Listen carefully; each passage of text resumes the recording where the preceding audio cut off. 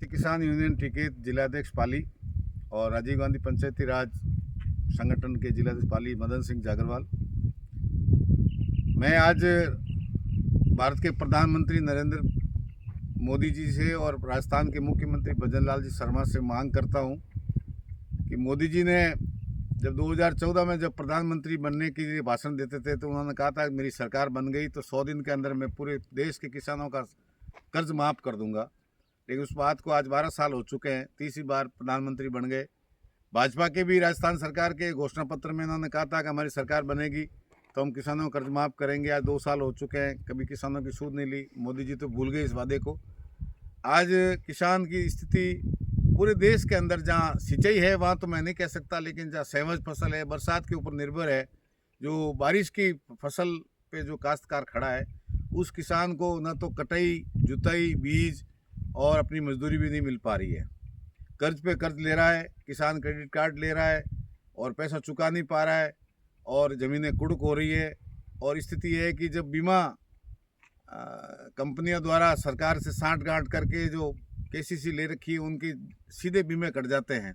लेकिन बीमा में भी सरकार की पॉलिसी पूरी तरह से चेंज हो चुकी है।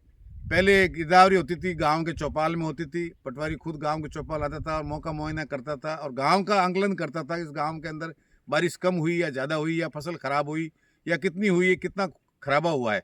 लेकिन अब जो 72 घंटे में जो टोल फ्री नंबर दे रखे हैं, उस टोल फ्री नंबर में आप स्मार्टफोन से उसको 72 घंटे में सूचना देने पर ही आपका क्लेम का दावेदार बन सकते हो।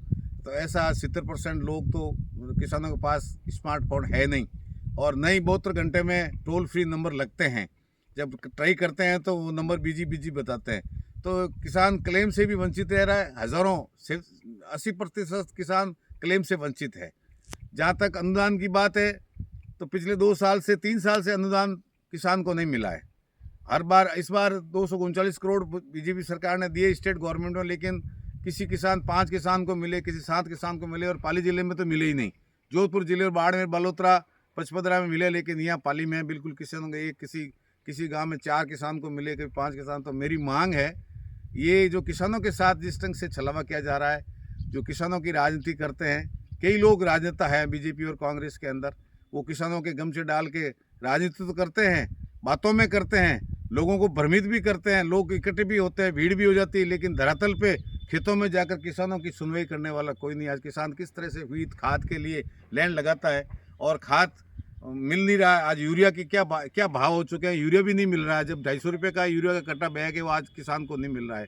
और गेहूँ की फसल उत्पादन जिस वक्त फसल पकती है, आज रायडा सरसों ये आपके सामने खड़ा है, आज 13,000 14,000 कुंटल में खरीद कर इन्होंने बोया है और जब बिकेगा तो 5 साढ़े 5,000 4,000 में। चना आज 15,000 में चना खरीद की है और आज जब बिकेगा जब 4,500 5,000 में।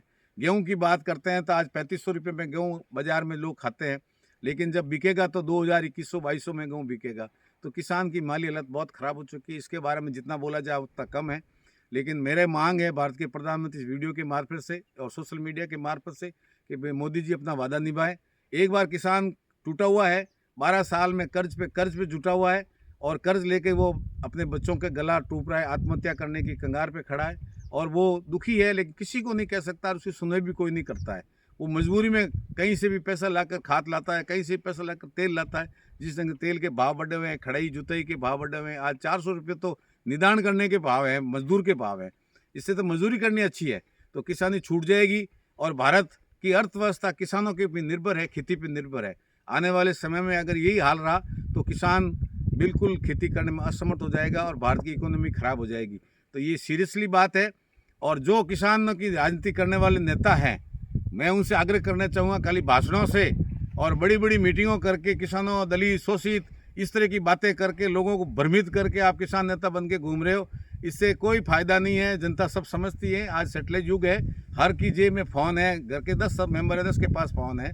इसलिए जो सच्चाई पे काम करेगा, किसान के हित में रहेगा, आने वाले समय में लोग जनप्रतिनिधि उसी को बनाएंगे और ये बातों से, पोस्टों से, सोशल मीडिया से कोई किसान नेता नहीं बन सकता है। ये मेरा मानना है। अगर आप दर्द समझते हो तो इस किसान के साथ खड़े रहो और ये फसल जो ये देख रहे हो, इसमें जो फली लगी है, इसमें क्या होगा, ये 8-10 फली एक राइडा में लगी हुई है, बिना पीवल इसमें पानी नहीं है।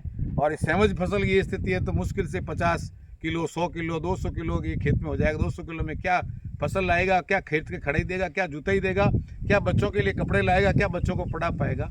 तो मेरा एक बार पुनः मोदी जी से और भजनलाल जी शर्मा साहब से मांग है कि राजस्थान के किसानों के साथ ये जो कर्ज माफ़ है वो एक बार संपूर्ण कर्ज माफ़ करके एक तरह से इनके साथ न्याय करें। और पाली जिले का तो शामिल ही है, पाली जिला तो बैकवर्ड है, राजस्थान का रेगिस्तान बाड़मेर का एरिया है, रोहित पाली का जो एरिया है, सोजत वगैरह एरिया, भूजल में खारा पानी है, पीने का पानी नहीं है, जुआई पे निर्भर है और स्थिति दयनीय किसानों की। पीने का पानी भी 10 दिन 15 दिन मिल रहा है। तो एक बार पुनः मेरी मांग है कि किसानों का पूर्ण संपूर्ण कर्जा माफ़ किया जाए।